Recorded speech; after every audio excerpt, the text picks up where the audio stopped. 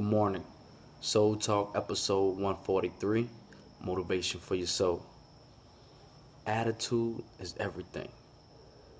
The way you look at something, the mindset you have, the way you react to a situation is going to determine who you are and how you walk. Sometimes we're in situations where our attitude is not as good as it would be if it was going better. If it wasn't going through the storm, if it wasn't a tough roller coaster, if it wasn't going through obstacle after obstacle and hurdle after hurdle, our attitude would be good because we know what it feels like to be winning.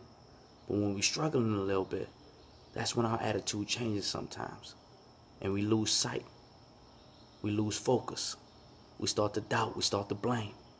But those are the moments where our character needs to be built and we need to stay the same, stay positive, have a good attitude, because we know if we're down right now, only one way to go, and that's up. So remain positive.